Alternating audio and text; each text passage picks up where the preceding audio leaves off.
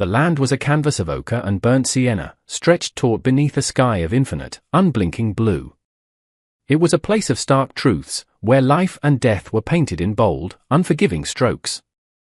The sun, a merciless sovereign, reigned over the cracked earth, and the wind whispered ancient stories through the sparse, skeletal canyons. It was in this formidable theatre that a young woman named Anaba moved, not as a conqueror, but as a part of the landscape itself. She was a paradox, a living bridge between two worlds that refused to meet. From her father, Chief Kale of the Ashiwi people, she had inherited the sharp, knowing eyes that could read the subtle language of the earth, and skin the color of rich copper. From her mother, a settler woman taken by fever years ago, she wore a simple, tarnished silver armband on her left wrist, a silent testament to a love that had defied borders. This duality marked her as an outsider among her own kin. She was a whisper of a world they feared, a reminder of the encroachment of the new ones.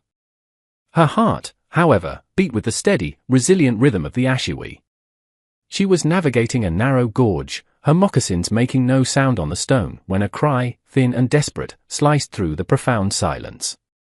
It was a human sound, raw with terror, and it came from the treacherous mudflats to the east, a place the elders called the Sunken Moor, where the earth could swallow a man whole. Caution was the law of this land, but compassion was the law of her heart. She broke into a run, her black hair a silken banner streaming behind her, the silver armband catching the brutal sunlight. What she was running toward, she could not know, but it was a decision that would forever alter the destiny of the unforgiving land she called home. She found him sunk to his chest in the glistening, greedy earth. He was a settler, that much was clear from his dust-caked denims and his wide-brimmed hat, which lay half-submerged beside him. He was a large man, not just tall but broad, with a powerful chest and shoulders that spoke of a life of hard labor, a constitution that the Ashiwi might have described as too sturdy, or that his own people might have called chubby. It was this very solidity that now worked against him, his weight causing him to sink faster into the quicksand's inexorable embrace. Panic was a wild animal in his eyes, and he flailed uselessly, his movements only serving to drag him deeper. Anaba stopped at the edge of the stable ground, her presence a sudden, calm intrusion into his frantic struggle. He saw her, and a flicker of something new crossed his face, not hope, but a bewildered resignation. He likely expected her to watch him perish, another casualty of a land that did not want him. Instead, she spoke, her voice steady and clear, carrying over the sucking sounds of the mud. "Do not fight it," she commanded, the formal cadence of her people lending her words an authority that belied her years. "The moor grows hungry when you struggle," he froze, his blue eyes locking onto her. She began to work with practiced efficiency, uncoiling the long leather rope from her shoulder. Finding a sturdy, deep-rooted outcrop of rock, she secured one end, her knot swift and sure. Then, inching carefully along a line of partially exposed stones, she cast the other end toward him. "Take it," she ordered. "Be slow. Let the earth release you." He did as he was told, his desperation now tempered by a fragile trust. It was a grueling process, a battle of patience against physics, of her quiet strength against the land's immense gravity. For what felt like an eternity, man and woman were locked in a silent, strenuous communion, pulling and pausing, until finally, with a great, gulping sigh, the mud relinquished its prize. He collapsed onto the solid ground, gasping, covered in a thick coat of grey clay, utterly spent. He lay there for a long time, the sun baking the mud on his skin into a cracked shell, his breath coming in ragged heaves. Anaba waited, her posture one of serene patience, her eyes watchful. She offered him water from her clay flask, and he drank deeply, the gratitude in his gaze more profound than any words could be. When he could finally speak, his voice was hoarse. "My name is Elias," he said, pushing himself into a sitting position. "You saved my life." "I am in your debt." Anaba simply nodded, accepting his statement as a fact, not a compliment. In her culture, a life debt was a sacred bond, an unbreakable thread woven into the fabric of honor. She looked at him, truly seeing him for the first time beyond his immediate peril. He was not a fearsome figure, despite his size. His face, beneath the grime, was open and earnest, his expression devoid of the hardened suspicion she so often saw in the eyes of the settlers who pushed ever further into Ashiwi territory. "Why did you help me?" he asked, his question genuine, born of a world where such an act of cross-cultural kindness was a profound anomaly. "You heard a cry," she replied, her answer both simple and deeply complex. "It is the way of my people to answer." She said nothing of her mother, or of the silver armband that felt cool against her skin, a constant reminder of the other blood that flowed within her veins.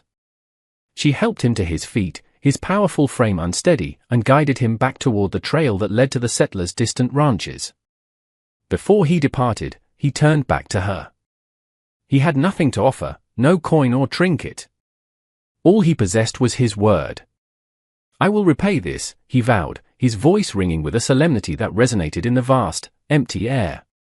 "I swear it on my name. You will see me again." He mounted his horse, which had been tethered safely away from the moor, and rode away. Inaba watched him go, a solitary figure shrinking against the horizon, a seed of an unknown future planted in the barren dust. She felt a deep and unsettling premonition, a sense that the ripples from this one act were destined to become a great wave. For 3 days, an unnatural quiet descended upon the valley. The wind ceased its whispering, and the birds seemed to hold their songs in abeyance. It was a silence that felt heavier than sound, a stillness pregnant with unspoken tension. Inaba carried the secret of her encounter like a smooth, heavy stone in her heart. She told no one, not even her father, Chief Kale. To speak of aiding a settler, one of the Iron Men as the warriors called them, would be to invite scorn and suspicion. A young warrior named Torin, whose ambition burned as hot as the midday sun, had been stoking the fires of fear. He spoke of the settlers' hunger for land, their fences that cut the earth like scars, and their rifles that spoke with a voice of thunder. His words found fertile ground in the anxious hearts of the tribe, who saw their way of life shrinking with each passing season. Torin often looked at Inaba with a particular disdain, his eyes lingering on her silver armband as if it were a brand of betrayal. He saw her not as a bridge, but as a crack in their people's resolve. During this tense waiting period, Inaba felt her isolation more keenly than ever. She would sit with her father in the evenings, the firelight dancing on his wise, lined face, and ached to share her burden. But she could not. She had acted from her own conscience, a place that existed in the space between her father's world and her mother's, and she would have to bear the consequences alone. On the morning of the 3rd day, the stillness was broken. It began as a low, almost imperceptible vibration in the soles of her feet, a tremor that spoke of a great weight in motion. Then came the sound, a distant, rhythmic drumming that was not thunder. A lookout's cry rang out from the high mesa, sharp with alarm. A dust cloud, vast and menacing, was rising from the west, a roiling brown plume against the pristine blue sky. It was moving toward their village, and it was moving fast. The village erupted into a controlled chaos. Warriors, their faces set in grim lines, grabbed bows and lances. The air, once silent, now filled with the sharp cries of command and the worried murmurs of women gathering their children. Torin was at the forefront, his voice loud and clear, a clarion call for battle. "It is the Iron Men," he shouted, his eyes blazing with a mixture of fear and ferocious excitement. "They come to wipe us from the land. We must meet their iron with our spirit." Chief Kale emerged from his lodge, his presence a calming anchor in the swirling tide of panic. He stood tall, his gaze fixed on the approaching cloud of dust, his expression unreadable. Inaba's heart hammered against her ribs, a frantic drum of dread. She knew, with a certainty that chilled her to the bone, who was coming. It was Elias. He had sworn he would return, but she had never imagined this. An army. Had his vow of repayment been a lie, a cruel deception to learn the way to their hidden village? Was his earnest gratitude merely a mask for a conqueror's ambition? The questions tore at her, her hope battling with a rising tide of despair. The dust cloud grew, resolving itself into distinct shapes.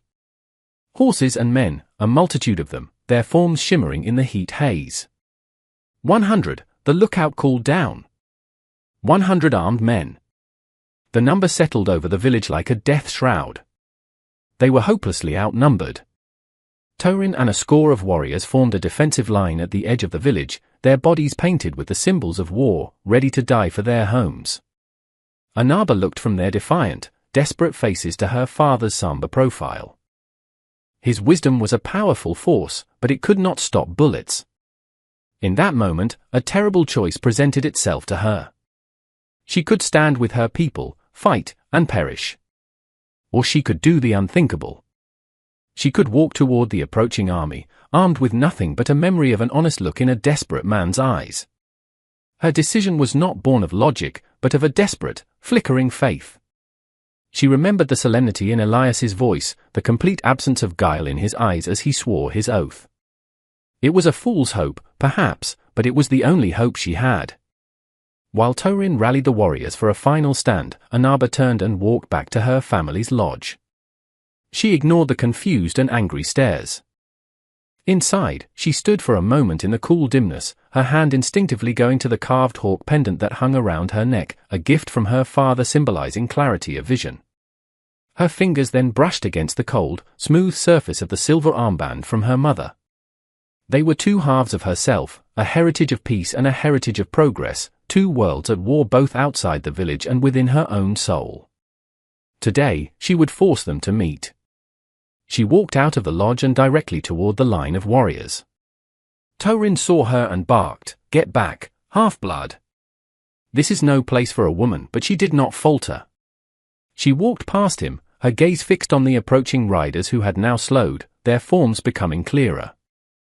She could see the glint of sun on rifle barrels, the determined set of their jaws. Her steps were steady, her back straight. Every instinct screamed at her to run, to hide, but she forced her feet forward, one after the other, across the open ground that separated the two armed camps. She was a solitary, small figure in a vast, tense landscape, a fragile bridge being extended over a chasm of imminent violence. The fate of her people, and perhaps his, rested on this desperate gamble. She was walking into the heart of the storm, praying she could calm the winds. It is in such moments, where a single soul chooses courage over fear, that history itself holds its breath. And for those of you watching, if you believe in the power of one person to make a difference, ensure you are subscribed to our channel for more stories of quiet, world-changing heroism. The drumming of hooves slowed to a walk, then ceased altogether. A line of 100 horsemen sat watching her, a silent, intimidating wall of leather and steel. The space between them crackled with an almost physical tension. From the center of the line, one rider moved forward. It was Elias. He dismounted, handing his reins to the man beside him. He was no longer the mud-caked, desperate man from the sunken moor. He was cleaned and dressed in sturdy clothes, his bearing one of authority. He walked toward her, his expression serious, his eyes searching her face. Anaba stopped a dozen paces from him, her heart a wild bird in her chest. She stood her ground, her chin held high, the silver armband on one arm and the symbols of her tribe on her buckskin dress creating a portrait of deliberate duality. The silence stretched, thin and fragile.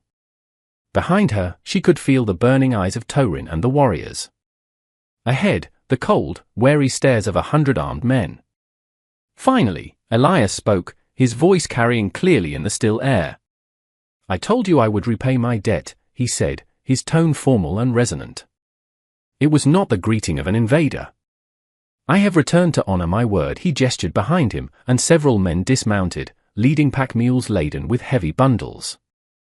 They were not carrying weapons of war, but sacks of flour, bolts of cloth, tools of iron, and crates of provisions. "A man's honor is his most valuable possession," Elias continued, his gaze unwavering. "You saved my life. Such a debt cannot be repaid with a few trinkets. It must be witnessed. I have brought my entire ranching outfit, every man who works for me, not as an army, but as witnesses to my gratitude. They are here to see me honor the woman who showed me mercy when she could have left me to die." He had brought 100 armed men not as a threat, but as a testament. The sheer scale of his gesture was meant to convey the depth of his sincerity. It was a catastrophic, almost fatal misunderstanding, born from two cultures with vastly different ways of expressing honor and intent. Torin and the other warriors watched, their faces a mixture of disbelief and deep-seated suspicion. "It is a trick!" Torin's voice was a harsh rasp, filled with a venomous certainty. "They show us gifts with one hand, while the other holds a rifle. They mean to lull us into complacency and then strike." His fear was a poison, spreading quickly among the others who had been raised on tales of the settlers' treachery. They saw not a gesture of profound respect, but a Trojan horse, a clever ruse before the inevitable slaughter. The warriors gripped their weapons tighter, their knuckles white. The settlers, in turn, saw the Ashiwi's reaction not as fear, but as aggression. They shifted in their saddles, their hands moving instinctively closer to their own weapons. The fragile piece, just moments old, was already beginning to fracture. Anaba saw the chasm of misunderstanding widening with every passing second, threatening to swallow them all. She knew she was the only one who could bridge it. She turned, her back to Elias, and faced her own people. She looked directly at Torin, her gaze unflinching. "Your eyes see only the past, Torin," she said, her voice ringing with a newfound power. "You are so blinded by old fears that you cannot see the truth standing before you." She raised her left arm, the silver armband gleaming. "This is the world you fear." Then she touched the hawk pendant at her throat. "And this is the world you know. I am of both. I tell you now, the man behind me speaks with an honest heart. His actions are clumsy, and his ways are not our ways, but his intent is honor." She then turned back to face Elias, her expression softening. "And you," she said, her voice now softer, but no less firm. "You must understand that 100 armed men do not look like witnesses to my people. They look like an army of death. Your show of honor is seen as a declaration of war." She stood directly between them, a lone arbiter in a field of simmering violence, her words a final, desperate attempt to translate the language of fear into the language of reason. It was the moment of truth. The fate of two peoples rested upon a knife's edge, balanced on the courage of one woman who belonged fully to neither. Chief Kale had been watching silently from the edge of the village, his ancient eyes absorbing every word, every gesture. He had seen the fear in Torin's face and the sincerity in the stranger's. But most of all, he had seen the astonishing strength in his daughter. He saw her not as a half-blood, but as a complete soul, embodying the wisdom to see beyond the surface of things. As the tension reached its breaking point, he began to walk forward, his steps slow and deliberate. He carried no weapon.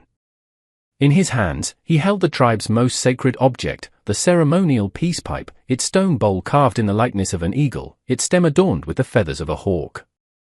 He walked past Torin, offering a silent, stern rebuke with his eyes, and came to stand beside his daughter. He looked at Elias, his gaze deep and piercing, as if searching for the man's very soul. "The words of my daughter are wise," Chief Kale declared, his voice a low rumble that commanded immediate respect from all who heard it. "Fear has built a wall between our peoples. Today, we have a chance to tear it down." He turned to Elias and extended the pipe. "Your gesture, though frightening in its form, was born of honor. We will receive it in the spirit it was intended. But gifts of flour and iron cannot build a lasting peace. Trust is built not with goods, but with understanding." Elias looked from the chief to the sacred pipe, his expression one of awe and dawning comprehension. He recognized the profound significance of the offer. He slowly, deliberately, unbuckled his gun belt and let it fall to the dust with a soft thud. He then gestured for his men to lower their rifles. One by one, with murmurs of surprise and relief, they did so. He had come to repay a debt and, in doing so, had been offered a chance to build a future. The air, once thick with the promise of violence, slowly began to clear. Chief Kale lit the pipe, the fragrant smoke of sacred herbs rising in a thin, prayerful column into the vast blue sky. He took a puff, then offered it to Elias. The settler leader accepted it with a steady hand, his face a mask of solemn respect. He drew from the pipe and passed it back, the ancient ritual of peace unfolding in the space between two worlds. This single act, witnessed by all, was more powerful than any weapon. It was a promise, a treaty, a bridge built of smoke and breath and shared humanity. Torin and his followers watched, their aggression slowly dissolving into a grudging, confused silence. They could not fight a man who had laid down his arms and accepted the pipe of peace. The crisis had passed. The release of tension was palpable, like a great collective exhale. The gifts were brought forward and accepted, not as payment, but as the first exchange in a new relationship. Anaba stood beside her father, her heart filled with a profound and aching relief. The heavy stone of her secret had been transformed into the cornerstone of a new era. She was no longer an outsider caught between two worlds. In that moment, by choosing to trust and by daring to speak, she had become the architect of a shared future. She had not just saved a man from the sunken earth, she had saved two peoples from the quicksand of their own hatred and fear. A single act of kindness had returned not as a wave of destruction, but as a tide of hope, reminding us that the courage to understand is the most powerful force on earth. And as we reflect on this powerful conclusion, we invite you to tell us where you're watching from in the world. It is a joy to know that these stories of unity and courage are reaching so many corners of the globe. Thank you for being a part of our community, and for supporting Tales That Matter.